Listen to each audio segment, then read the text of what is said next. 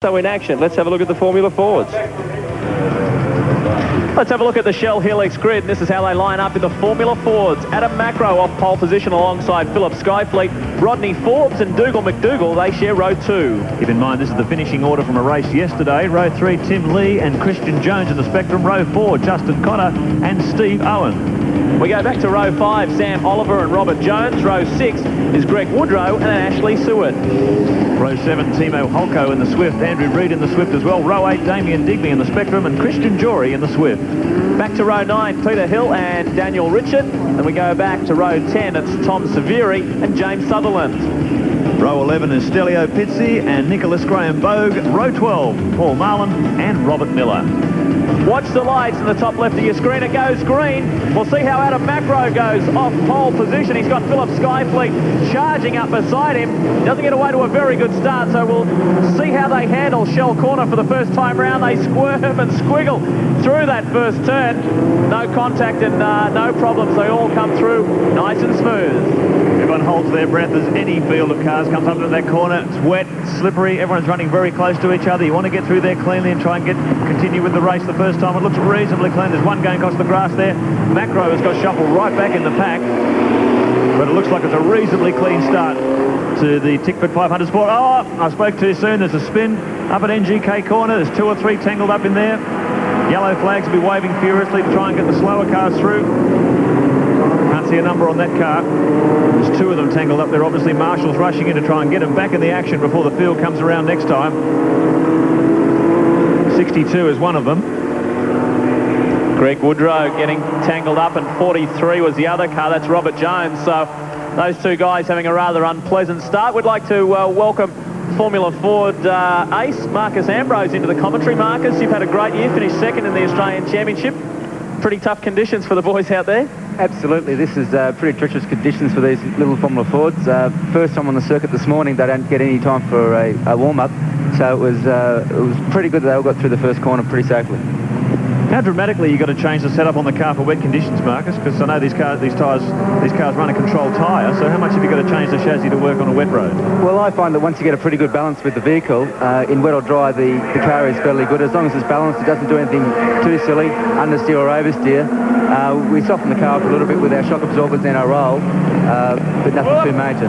Whoa! There was a big attack came up the inside, crunch into the Armco wall. That's just an indication of how slippery this road is. That part of the track has been resurfaced. I think it was Philip Skyfleet. Greg Ritter's gone as well. So Skyfleet and Ritter both in trouble. Coming into that corner, that braking area has recently been resurfaced before this meeting. And apparently when a new bit of bitumen goes down, there's a lot of oil in the content, the makeup of that bitumen that comes to the surface in the wet. That's making it very, very slippery. It's catching guys out all the time. 2 of the front runners there. Greg Ritter, there he is on screen in the Clipsal entry. And Philip Skyfleet, who incidentally set a new lap record here at Sandown International yesterday afternoon, have had both had off. Skyfleet's very spectacular. Marcus, that's pretty tough going as we watch Christian Jones battle it out up the back straight. Absolutely. You can see that Philip locked up his rear brakes and a braking on the new bitumen. Obviously, it's very, very greasy. It's caught these guys out quite early in the session. Let's have a look at the HSV replay. Another drama coming onto the main straight that time around 2. Car 98 in all sorts of trouble. They're just getting the power on Hoynville, I think it was. Number 60 behind 2 is Leanne Ferry, the only female in the race, so that's a shame for Leanne. She's had a tough weekend. Yeah, a bit of a baptism of fire under these conditions. Very, very tough work with the experienced guys going off. Here is 27, Christian Jones. He's currently sitting in 3rd position with number 8, Dougal McDougall in the French-built McGale chassis, challenging him from behind. And our pole sitter, Adam Macro, further then back in 5th position. You'll find that he's in fact in 4th because Skyfleet was running in top 5 last lap around, and he exited in very fast fashion. So we've had a change of order with all those cars coming off. There's our race leader, Christian Jones in the Spectrum. 2nd place, McDougall in the McGale chassis. Macro now up to 3rd. He's putting in a good fight back here after that terrible start. It's Owen and Reid. Forbes back to 6th. Cotter. Timo Holko, who spun on the warm-up lap. He's recovered too. Saywood and Lee. And Marcus, we should say, why aren't you out there? Well, it's quite simple. All my equipment's been sold. I've finished for the season here in Australia. I packed my bags to go to England in a couple of weeks. So I'm here as a spectator today and really enjoying watching these races. Now, you'll be representing Australia, I believe, in the Formula Ford Championship, the Formula One Championship of Formula Fords. That'll be a great experience. Yeah, it should be great. It's called the Formula Ford World Finals. All the drivers from all over the country compete, and I'm really looking forward to the experience. There's your Shell Helix race score. It goes all the way back to 10th, Tim Lay in 10th position. He's doing a good job now. The man who pipped you for the Australian Formula Ford Championship this year, Garth Tanner, I believe Garth's going over as well. I'm not too sure about Garth. He told me he was 70% sure he was going to make it across. So if he does go across, I really think that he'll do quite well. Great drive here too from Christian Jones. He's coming on gangbusters. Look at this attack up the inside. Let's go to the HSV replay. Another one coming off at Shell Corner at the end of the main straight. 98. Well, that's the second time Hoynville's gone off. Yeah, he's in all sorts of trouble here. Very, very difficult.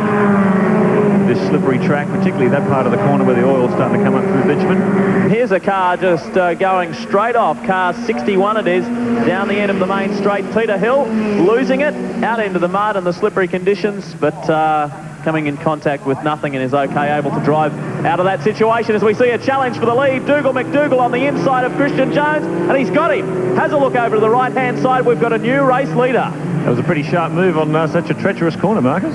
Yeah, I think that McGill is handling very well. Dougal's driving the car excellently in these conditions. He's just put his hand up for a yellow flag here. There must be a speeding car. But no, he's doing really well, and the car looks great. He won here last year in the rain, so he obviously likes Sandown and he obviously likes the wet, so it's probably very good circumstances. Doesn't look like Christian's going to give up, though. He gets a great run out of NGK corner, right up behind the gearbox of the McGill. So the Aussie car on the outside, French car on the inside. Let's see if Christian can round him up as they come through this very tricky set of corners. They're still side by side under brakes. Christian very, very brave. Out on the wet where the puddles are. He's off the ideal line.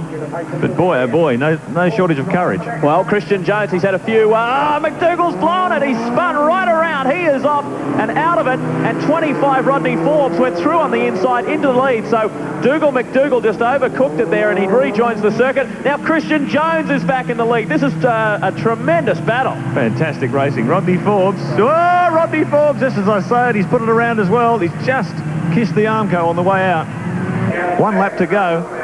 Now pole position man, he's hunting after Christian Jones. Marcus Ambrose said perhaps struggling with not the ideal setup. Let's have a look at that on the HSV replay. There he goes. Dougal McDougall.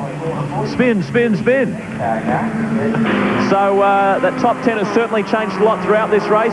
Christian Jones will be very pleased with his efforts if he can remain where he is right now. Because this man, Adam Macro, is going to be another youngster to watch next year. Just 17 years of age. Can you believe the age? Running the Spectrum 06 owned by George and Liz Stockman. And he's already won 2 Australian karting titles, the Junior National Lights in 92 and the Junior International in 95.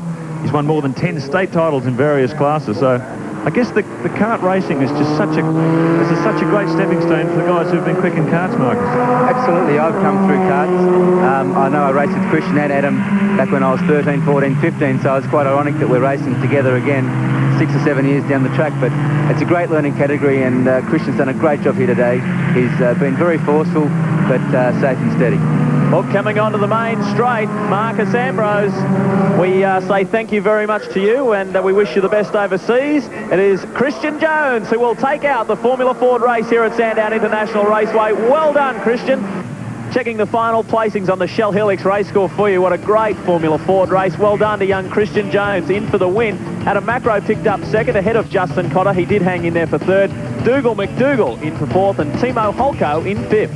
In mine too, that's a 1-2 for the Aussie Spectrum manufacturer. Ashley Seward in 6th position, Rodney Forbes in 7th, Tim Lay in 8th, Robert Miller in 9th, and rounding out the 10, Sam Oliver.